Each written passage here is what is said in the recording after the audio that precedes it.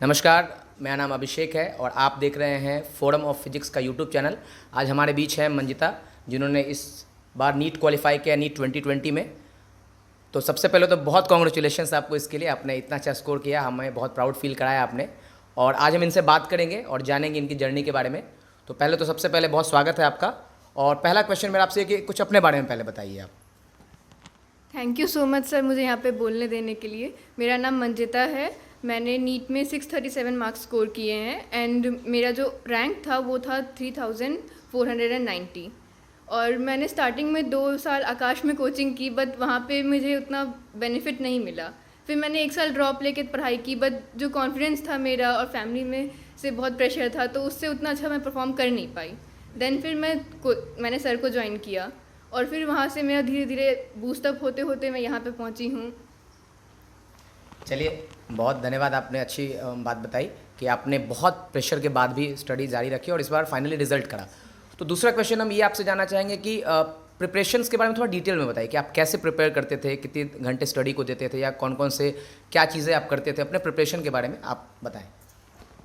Sir पहले तो मैं जैसे कोचिंग आती थी तो उससे पहले प्रिपेयर करके पूरा कि आज क्लासेस में क्या पढ़ाई होने वाली है, सर के नोट्स रिवाइज करके आती थी।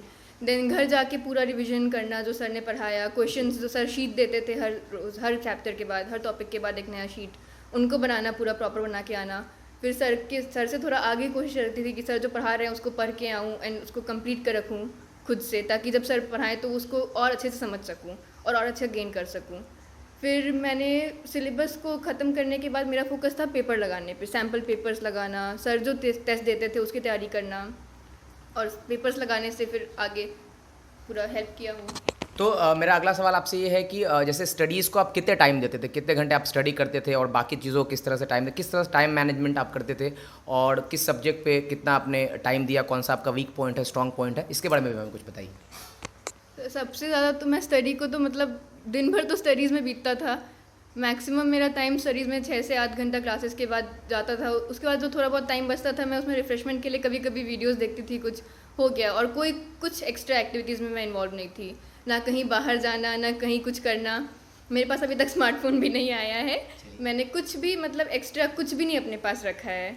एंड बस इसी से स्टडीज़ पे मैं टाइम देती थी। मेरा फिज़िक्स स्टार्टिंग में थोड़ा वीक था, लेकिन फिर यहाँ पे जब लास्ट ईयर कोचिंग किया तो फिज़िक्स में अच्छे मार्क्स आने लगे, 70-80 से सीधे 150 120 ऐसा मैं स्कोर करने लगी थी, 120 150। और इस बार तो मैंने सर के एक टेस्ट में 160 आउट ऑफ 160 स्कोर किया था। देन यहाँ पे इस बार तो कुछ ज़्यादा उतना वैसे हो नहीं पाया।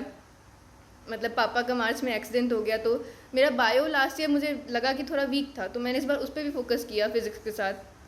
और केमिस्ट्री साथ में चल रहा था, पर उसमें उतना दिक्कत नहीं था मुझे, तो उसमें उतना ज़्यादा ज़्यादा टाइम केमिस्ट्री पे ना देके फिज़िक्स और बायो को थोड़ा ज़्यादा फोकस करती थी मैं।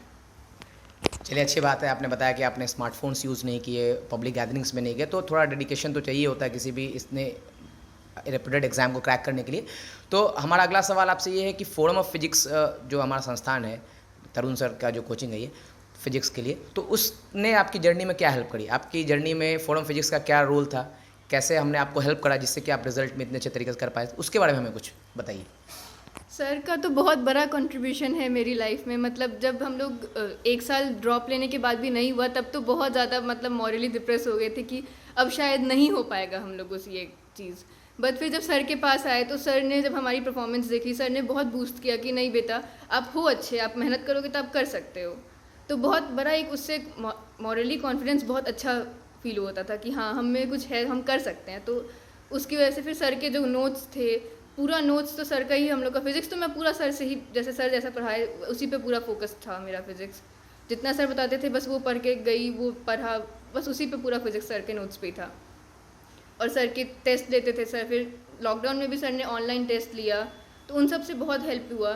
फिर पापा का एक्सीडेंट हुआ तो उसके बाद भी सर ने सपोर्ट किया, ठीक है क्लासेस 1-2 बंक करनी पड़ी, सर ने सपोर्ट किया उसमें भी, ठीक है जाओ आप घर जाओ। तो बहुत सर का तो सपोर्ट बहुत बड़ा है मेरी लाइफ में। जी, मेरा अगला क्वेश्चन आपसे ये कि जैसे कि इस बार की स्थिति थोड़ी अगले पिछले सालों से अलग थी। इस बार कोविड-19 की वजह से बहुत हैम्पर हुई स्टडीज़, रेगुलर क्लासेस नहीं चल रहे थे, लॉकडाउन था, घर से स्टडी करनी थी और एग्ज़ाम का डेट भी एक्सटेंड हो गया था। तो इस तरह के जो नेगेटिव इंटेंट से, इससे आपका बहुत लोगों का, बहुत बच्चों का स्टडी इम्पैक्ट होता है, बहुत लोग हैम्पर हो जाते हैं नेगेटिव वाइब